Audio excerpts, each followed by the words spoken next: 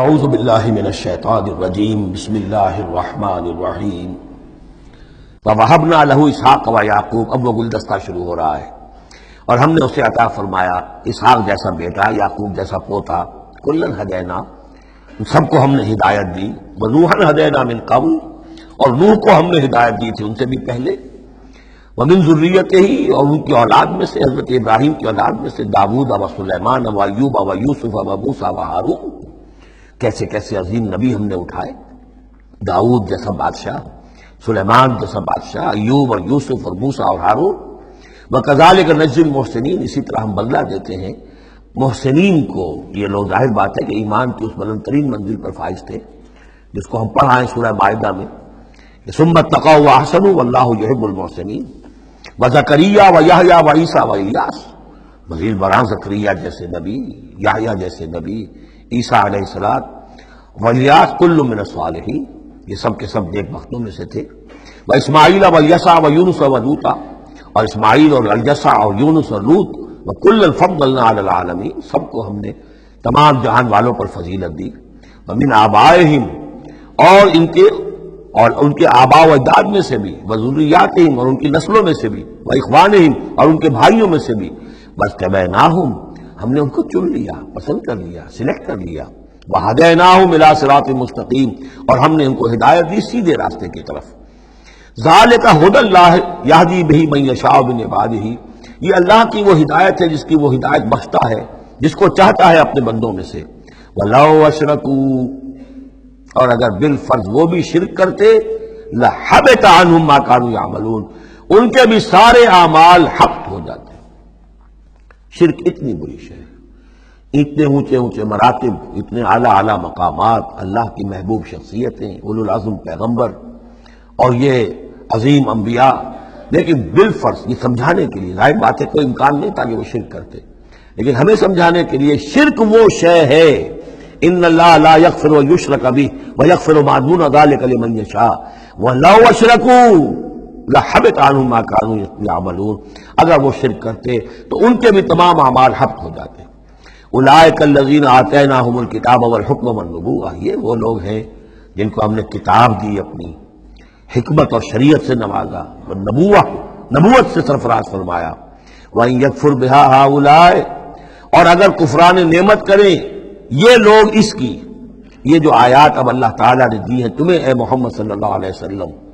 اگر یہ لوگ ان آیات کی اب ناشکری کر رہے ہیں، کفران نعمت کر رہے ہیں، اگر وہ ان سے فائدہ نہیں اٹھا رہے، ان کی روشنی سے اپنے دلوں کو منور نہیں کر رہے، فقد وکلنا بہا قوما لیسوا بہا بکافرین، تو ہم نے ایک اور قوم کو تیار کر رکھا اس کام کے لیے کہ وہ اس کی ناقدری نہیں کرے گی، یعنی یہ کہ مدینہ کے انصار انشاءاللہ اس کی قدر کریں گے۔ مکے کے یہ لوگ جو ہیں اگر ناقدری کر رہے ہیں محمد صلی اللہ علیہ وسلم، اور تمہاری باتیں جو ہیں اب تک 10-11 برس ہونے کو آ گئے ہیں، اس کے نتائج جو ہیں بڑے ہی کم سے کم یہ کہ مایوس کن نہیں تو دل شکن ضرور ہے۔ محمد جیسا مبلغ اور رسول اور داعی اور مربی اور مزکی اور معلم، اور 10-12 برس کی جد و جہد میں بمشکل 150 پونے 200 آدمی، پہلے 10 برس میں تو بمشکل 125 آدمی۔ تو یہ ہے کہ اس اعتبار سے فَإِن يَكْفُرْ بِهَا هَؤُلَاءِ، اگر یہ لوگ کفران نعمت کر رہے ہیں ان کا، فقد وکلنا بِهَا، تو ہم نے کچھ مقرر کر دیے ہیں کچھ اور لوگ، قومن، ایک ایسی قوم، لیسوا بِهَا بکافرین، جو ان کی شاید ان کی جو اس کی ناشکری نہیں کریں گے۔ کچھ پتہ نہیں یہ ہماری جو دعوت رجوع القرآن ہے جو کہاں کہاں پھیل رہی ہے، تو یہ بہرحال یہ آیت بڑی اہم ہے اس اعتبار سے،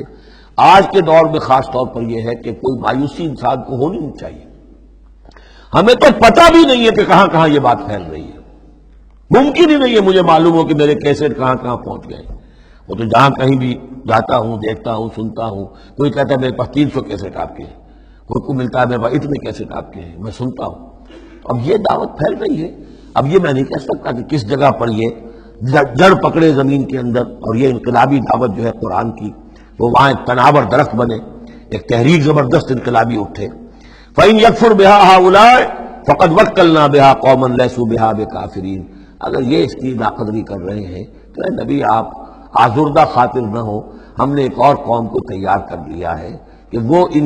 اس کی ناقدری نہیں کریں گے۔ اولئک الذین ھدی اللہ فبہداہ مقتدہ، یہ وہ لوگ ہیں جن کو اللہ نے ہدایت دی تھی. یہ 17 نام جو اوپر ہم نے پڑھے ہیں.